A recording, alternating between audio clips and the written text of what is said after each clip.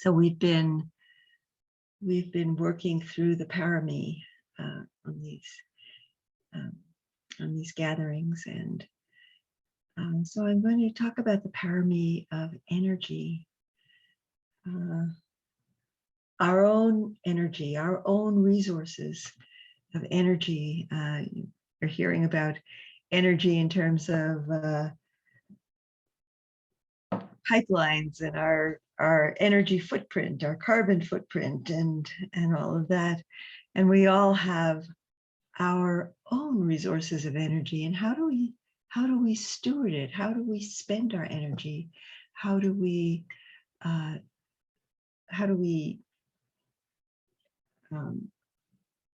make sure that we're using our energy wisely? And remember to use our energy wisely. It's pretty fundamental to our life, to our practice, how we spend our energy, and so it's the source of our vitality, and we become mindful. We practice with energy by, first of all, becoming mindful of how are we spending our energy? Where are we spending our energy? When are we using our energy? And how are we applying it? So where is our energy all wrapped up in habits? Habits that are perhaps not onward leading toward our happiness, toward our well-being, our welfare and the welfare of others. And so it's really good to be mindful and investigate, and in the awakening factors, the 7 awakening factors, it's bringing this mindfulness to the question of energy, and then asking the question and noticing and recognizing what's driving us, what are the energies, that are driving us? Is our energy fueled by wanting sense pleasure? Is our energy fueled by aversion or anger? Is our energy fueled by becoming, a whole sense of needing to have a sense of self and constructing a sense of self, which then we want to be admired or recognized, or in some way rewarded. So all of these are habits that can lead us into a feeling emotionally needy and unstable, and are not particularly leading toward happiness. So it's important to really be mindful of where we're putting our energy, and just that investigation, and the event in the teaching around the awakening factors, the investigation itself opens up energy, so that we can more wisely apply our, with the energy that we do have to our life and to our practice. So a consistent application, and the consistency, the beginning again. So it doesn't mean that we don't necessarily fall into habits of addiction, or habits of zoning out or spacing out, or habits of being irritable or getting wrapped up in sense pleasures. but the consistent mindfulness helps us to consistently apply energy, and there are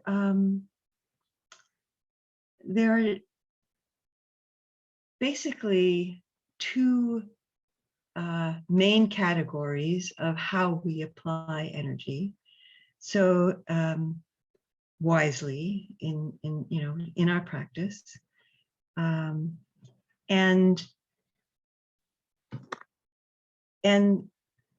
the first is restraint and calming ourselves. So noticing, being mindful and noticing when we're being caught up in those habits, perfectionism, compulsion, addiction, self-criticism, judgment of others, all of those habits that scatter our energy, that bring us into ways of being that are not onward leading. So noticing, and saying, that's not helpful, So and using ways of calming. So whether it's just stopping, taking a breath, pausing, waiting. So Ajahn Suchito calls these habits wise restraint and calming. So that's the first category. So wise restraint and calming. And there are some skillful ways that we all know, coming back to the body. When we feel all caught up in, whatever is coming up, if it's self-doubt or getting caught up in some kind of narrative that's a drama, and we're angry or we're resentful. So some habit of the mind, and so just pausing, stopping, coming back to the body. We might remember to take refuge. So taking refuge can be a way of finding more stability.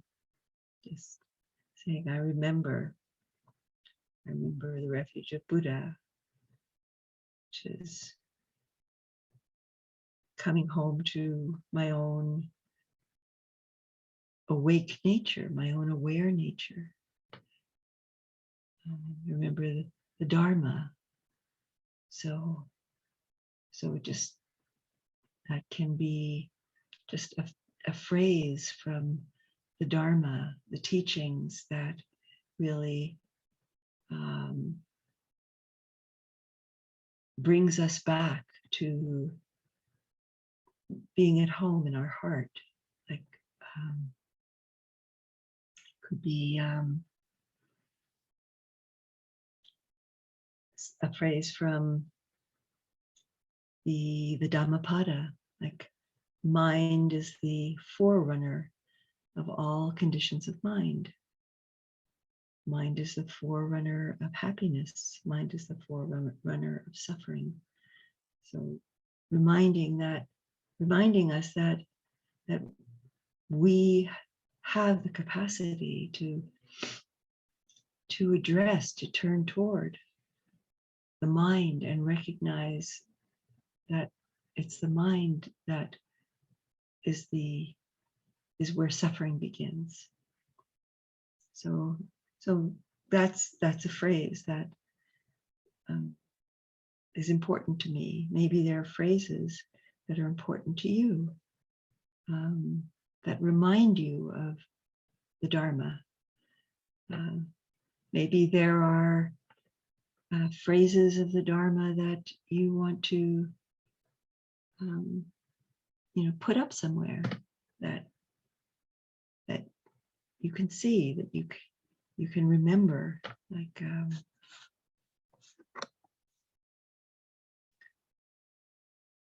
that when you feel like you're getting swept away by the floods, that you can look at that and you can come home to taking refuge in the Dharma and taking refuge in the Sangha. So remembering your Dharma friends, remembering the many, many people who have walked this path before us and are walking this path with us. So many ways to come home and take refuge in Sangha. So restraint and calming, and most immediate and most present is always the body, always the breath.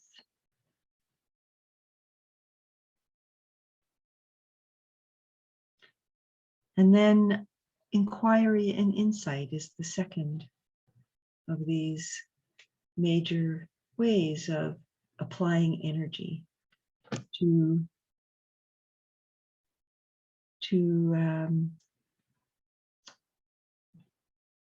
when we are working with energies that seem out of control, chaotic, seem like we're just being swept away. Because as Ajahn Sucitto points out in the book that we're working with, and I didn't put the PDF in the chat, but I will before the end of the session, that sometimes being aware is not always enough. Sometimes I can be aware that I'm being flooded by anger, and it doesn't always empower me to find a place of freedom, of safety. I can be aware that I'm being flooded by wanting, or by feeling that I'm not enough. So just being aware is not always enough, and we have to apply energy wisely. And so this second part is really the wise application, the inquiry which leads to insight. So turning toward what is flooding me. And so there's the mindfulness, there's the recognition, and then there's the turning toward it and recognizing what it is and recognizing its nature, recognizing where it's arising from. So it's arising, whether it's arising from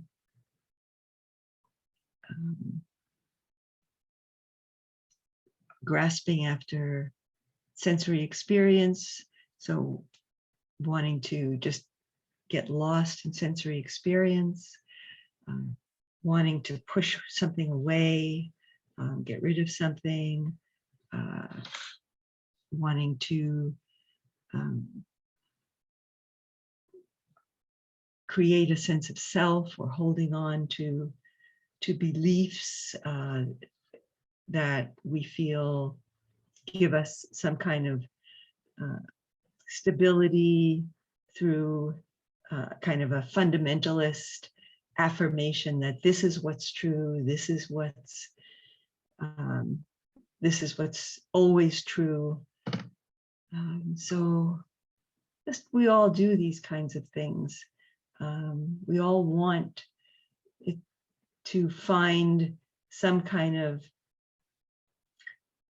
escape from uncertainty and escape from maybe what's feels painful or feels too overwhelming.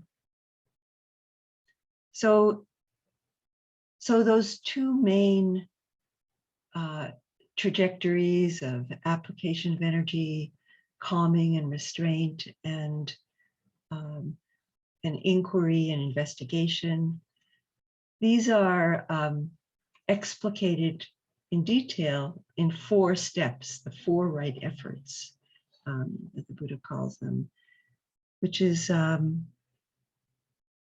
first of all to recognize and put aside what is unhelpful. So, what's unhelpful? Maybe hours on social media is unhelpful. Maybe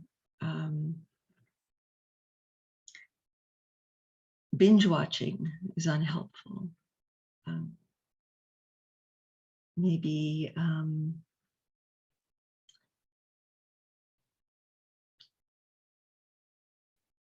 lashing out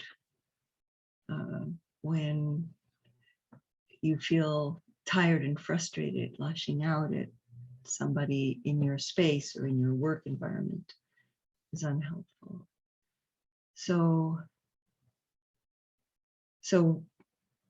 using the strategies that I talked about, calming, coming back, pausing, breathing, and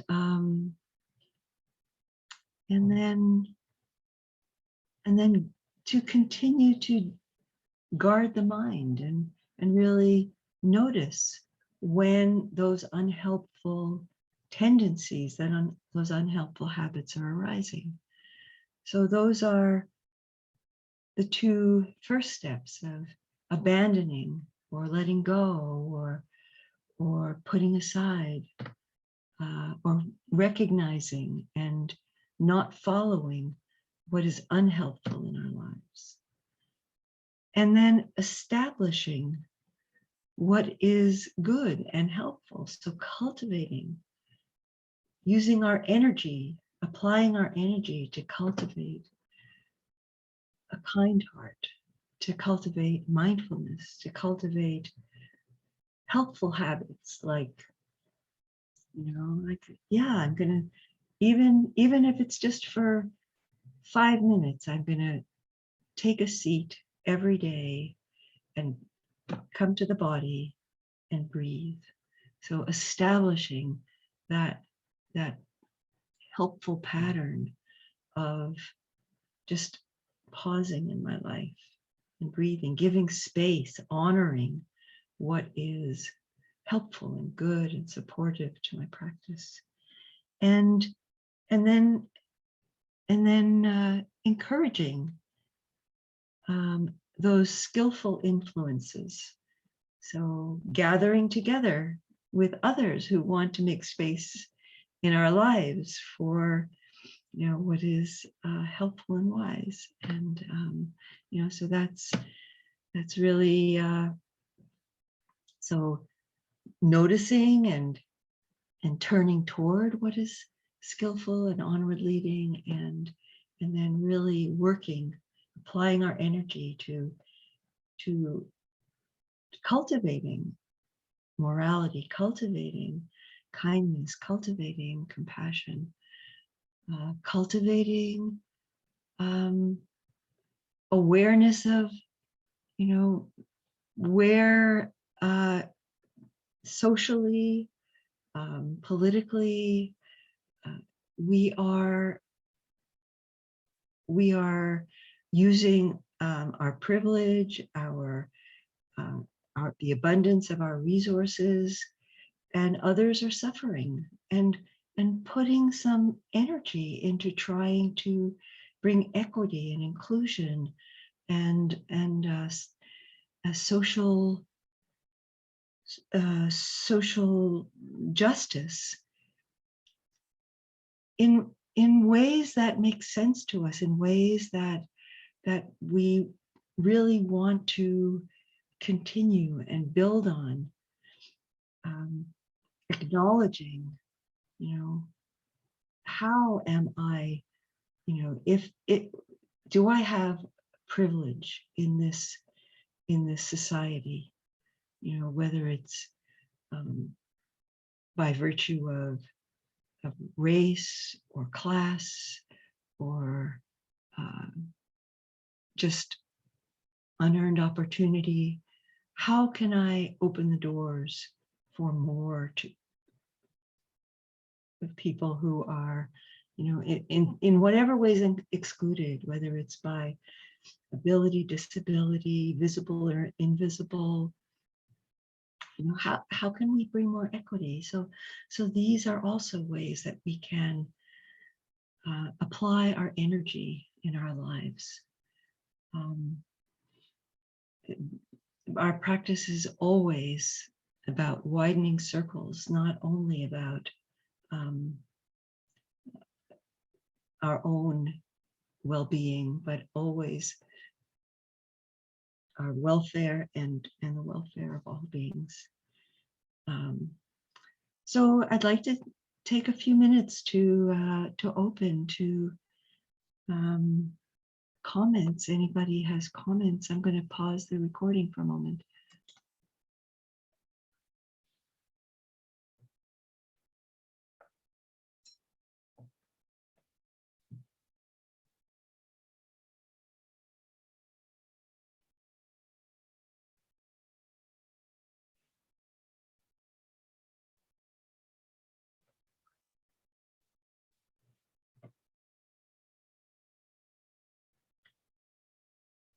So again, let's gather our energy, our attention in the body.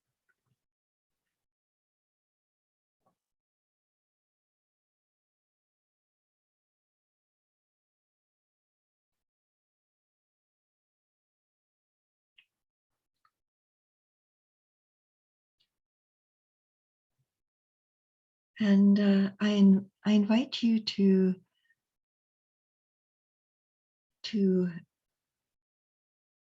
bring a quality of appreciation to this moment, gratitude for the beauty of Sangha, for the gift of Sangha, that we have the opportunity to gather together, be together, and practice in a shared space.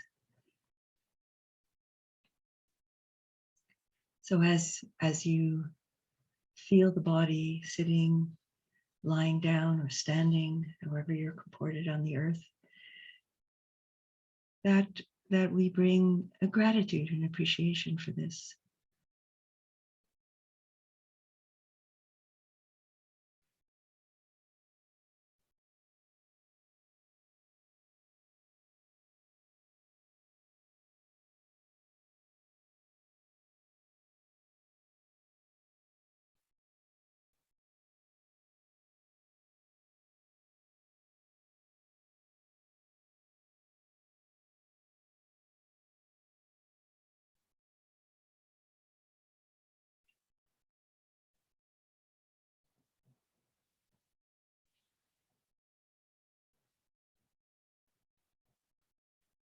And notice the quality of energy that's present in this moment.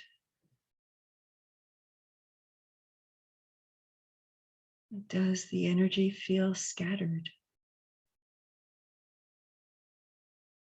or settled?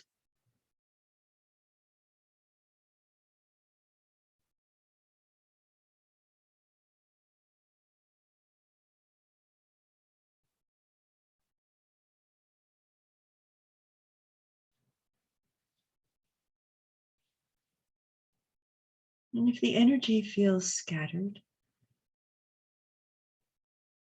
we can invite the attention, can apply our energy to inviting the attention to gather, to collect around the breath, around the body, around sensation, sound, whatever it is that we're using as an object to invite our attention to come to this moment, to collect in this moment, to collect in our experience in this moment.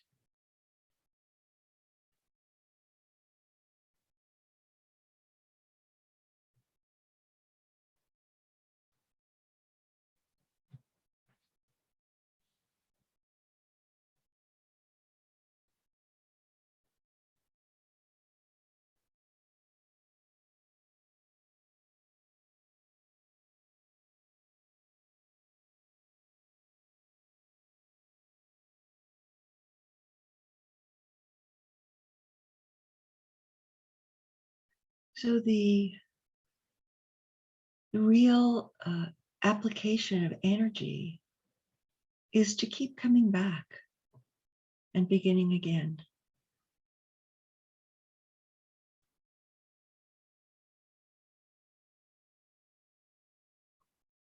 So energy supports mindfulness, supports continuity of mindfulness. And mindfulness supports energy. Noticing when the mind's getting caught up. And then we apply energy and come back.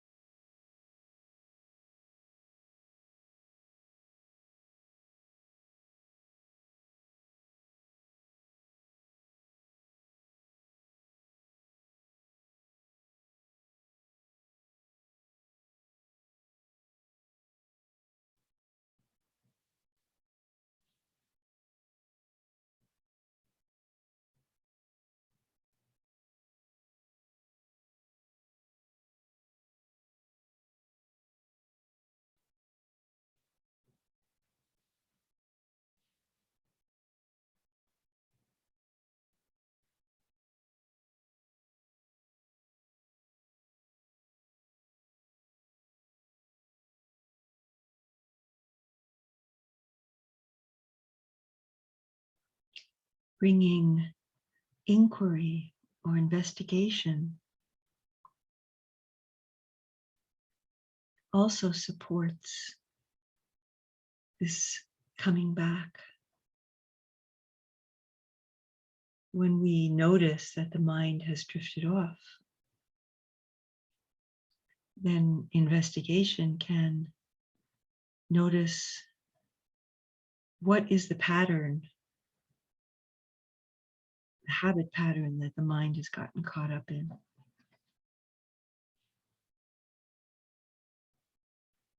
Might be some kind of self-talk, self-criticism,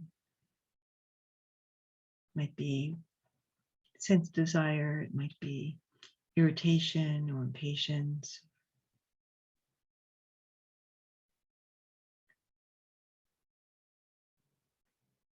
So many different habit patterns, the minds that our minds get caught up in, but noticing what it is and bringing that quality of investigation is a way of applying energy skillfully.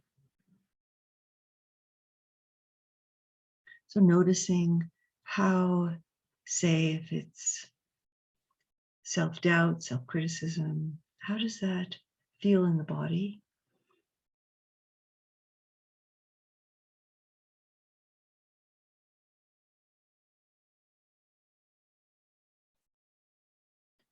What are those thoughts? Noticing that those thoughts are not me or mine. They just come up. They just come up from those neural wirings in the brain that manifest old habits of mind. We don't need to identify with them.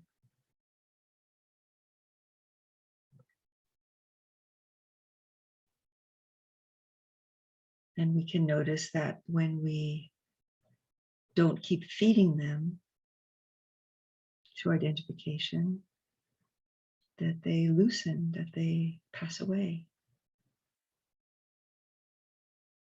So insight also supports energy, and it is also supported by energy. There's a mutuality there. Bringing energy to the inquiry, the investigation. So what is it that causes the mind to drift away? Let me bring my energy to investigate it.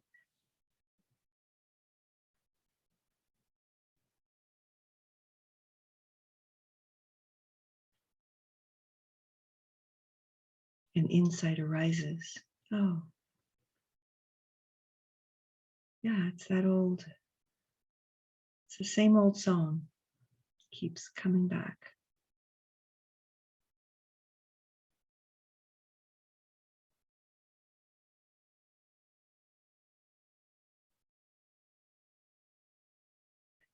Let me just come back to this breath, this body, this moment, this quality of spaciousness, openness.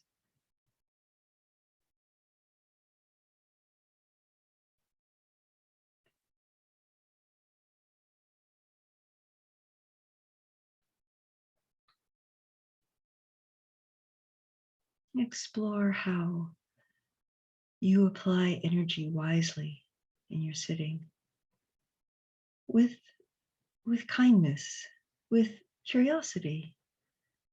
Of course, the mind will drift away. Of course, we'll get caught up in habit patterns. So not beating ourselves up about it, because that's a misuse of energy. That's just getting caught up in another old pattern.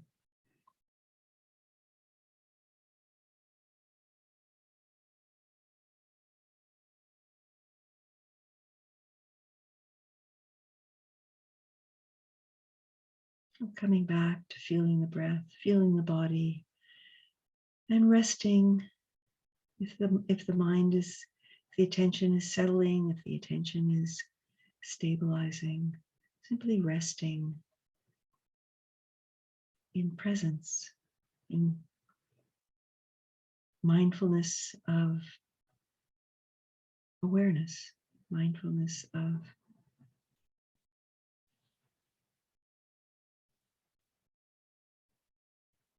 that quality of knowing.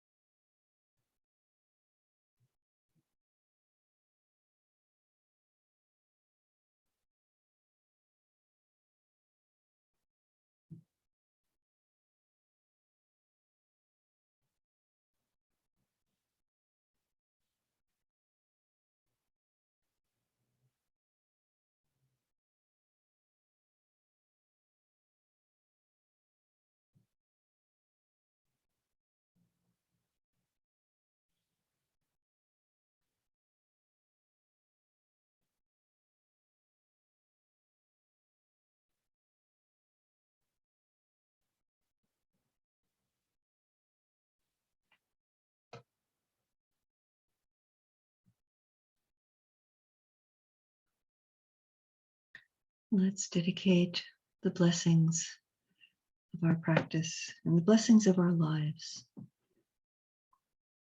to the happiness, well-being, and liberation of all beings, all species, all rivers and forests and mountains, to our Mother Earth.